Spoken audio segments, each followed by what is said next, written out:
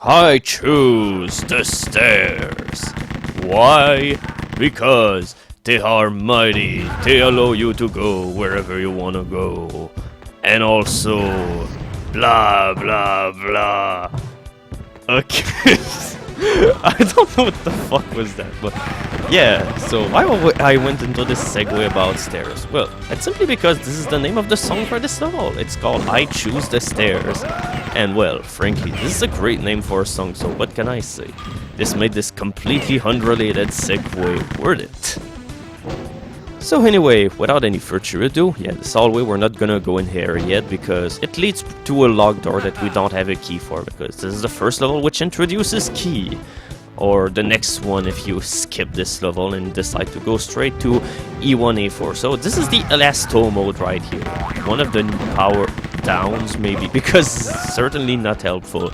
It makes it so that you have absolutely no friction, you just bounce around like some drooling retard, and it's incredibly difficult to know where you're going, and in small hallways and all of this, it even makes you feel sick because the screen just keeps on shifting all the time because you're just bounding around like some sort of crazy drooling simpleton. But yeah, I didn't even introduce the level yet. This is the secret level of Episode 1. Episode 1, Area 8, Turn of the Screw. It is notable for quite a few aspects, the first of which is right behind our back, but we're just gonna pick something which is going to help us deal with it. Because, yeah, this level introduces turrets, 4-way turrets that take up to 3 bazooka shots in order to destroy. And by the way, yeah, regular bullet weapons don't even do any damage. So anyway, one of the most notable things about this level, except the fact that it introduces turrets, and what the fuck, another shroom mode. How much do we have already? I think we're up to 3 or 4 now. Yeah, probably 3. But, okay.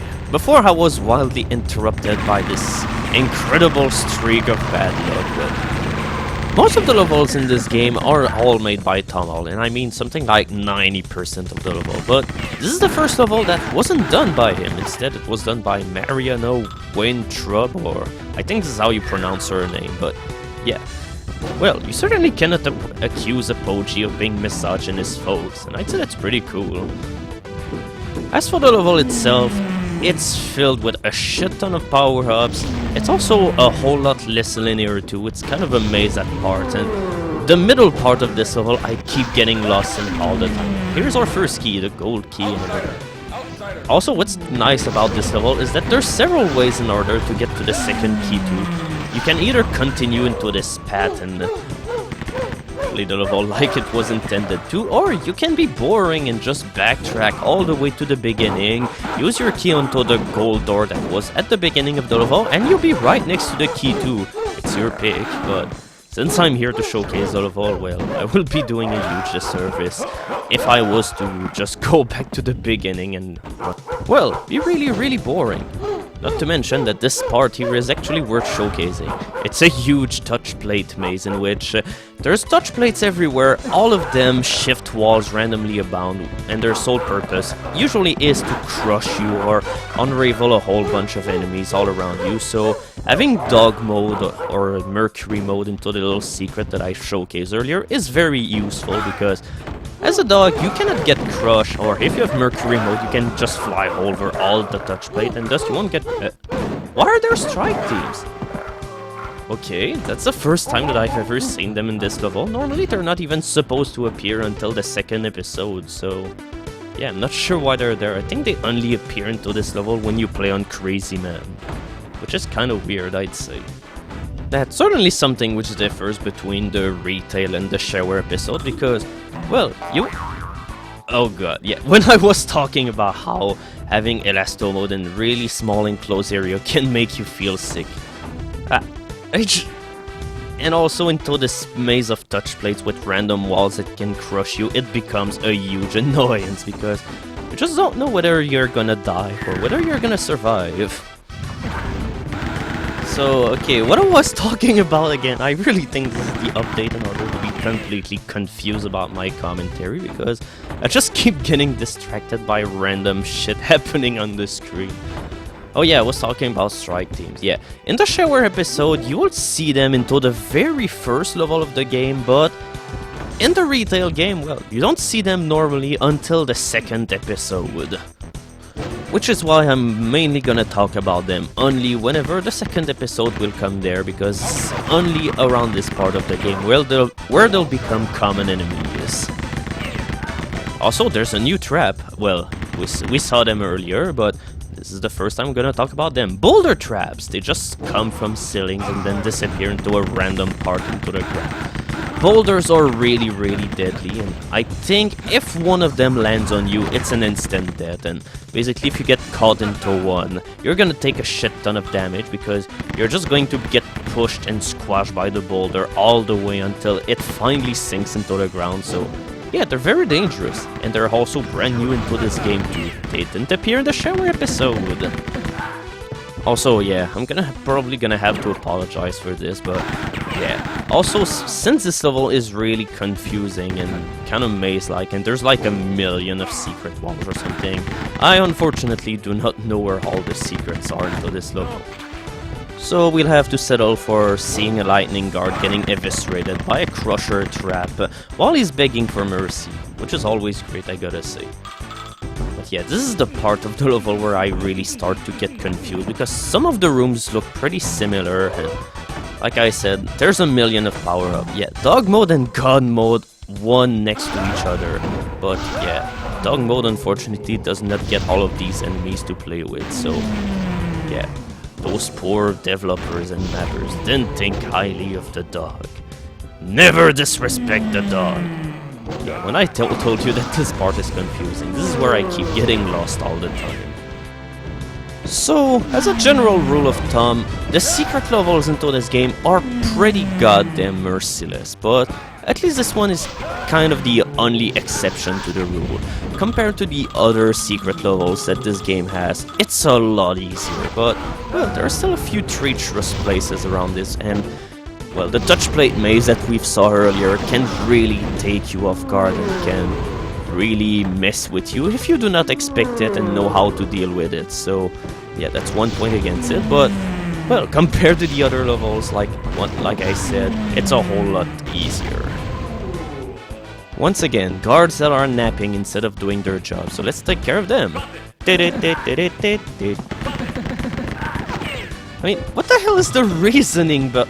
Oh, and yeah, why am I not running to the fire? I have a fireproof armor, for crying out loud. But yeah, why are these guards napping all of the time? That doesn't serve any kind of purpose. This doesn't make you a better guard. Usually you just die far easier and all of that, so... Oh hey, this level had more than one strike team, so I guess I was wrong. So yeah, that's pretty much it on why low guards really are worthless compared to the other enemies. I mean, almost every enemy in the game can be quite a reliable threat, except maybe like the low guards and to some extent the strike team. Yeah, this is what boulders do, and if I was not a dog, I probably would have died here. So, if you decided to be boring and backtrack into the beginning of the level, this is where taking the gold door that is at the very starting room of the game will take you. This little huge room, yeah, this little huge room, that's a great paradox right here. But yeah, this is quite a huge room, and this is where we find the final key that we need in order to finally be done with this level, and it's also pretty treacherous because there are so many of these flaming lava walls that are all around the place, but usually they end up killing the enemies far more than they will do you, so hey, at least they're helpful on that. But with that said, I still did manage to lose a recording, if only because I simply decided to kill a whole bunch of guards while standing into the pathways of one of these huge columns of fire that are not threatening at all. Yeah, they're just friendly, they're for the whole family, and they just like you and want your good. Yeah, there is a door that allows you to go to the other side of the room, but I usually always go here because, well, at least I gotta try and find as much bush walls as I can just in order to make things a little bit more interesting instead of simply going for like 0 push walls, even though I'm pretty sure that it's almost impossible to get that in any level. Yeah, this is what you can also do with Mercury mode, because I think that sometimes enemies have a harder time shooting you into the air when you're like that. So it's something that you can do in order to throw off enemies. Yeah. Another napping guard fall prey to a bazooka. For some reason I just decided to shoot with the bazooka almost every single guard that is lying down. Just in order to teach them a lesson, you know. I'm hoping that by the end of this level, the guards will have finally learned their lesson and will finally carry on with far more elaborate battle tactics. I'm hoping, but I'm not guaranteeing anything right here. Yeah, this is why Mercury mode can also be useful, because there's a whole row of shroom power downs that is a bitch to avoid unless you're flying. There, it makes things incredibly easy. Anyway, let's meet the smartest guard of the entire game. Yeah, napping down in front of a bulletproof armor. I'm honestly not sure what to say about this one. This is... yeah. I think that the redeeming feature of this level is definitely its creative use of guards napping everywhere into the most ridiculous fashions, because, well, this is just stupid. Once again, napping guard shows you the way forward to the secret. Yeah, not only these guys are not even a threat, but they're also helping you find your way through the level. Aren't they nice? They certainly are so adorable compared to the other enemies into this game. It's like they just took a wrong turn and decided to end up into this place, not knowing what the job of guard is about, and maybe they wanted to work into a library, and the Triad just falsely enticed them into believing that this place was a library. Yeah, this food here is a book, and this here is a chapter of your life. So, here we go, this is the final room into the level, and this is your reward for playing this level. A whole bunch of life symbols that are scattered willy-nilly into those little cute arcs that you can get by jumping. I mean, life items into this game are completely useless, because usually when you'll die, you're just going to restart the level, but... oh my god, this will never end! Why are they doing that? If they were standing up, I probably would have taken something like 3 or 4 slugs in the head, but now I took absolutely none. Those cards are worthless. Yep, definitely didn't fare that well into the bonus department this time around. Because, well, basically getting Democratic Bonus 1, well, that's a bonus you'll get in every single level. Once that you've managed to get the machine gun, because basically this bonus is finish a level without using the pistol. So, the only thing that this bonus has going for it, well, its name. So, anyway, this is the end of this video. Coming up next, we're back into the regular programming with Episode 1 Area 4, Too Much Room.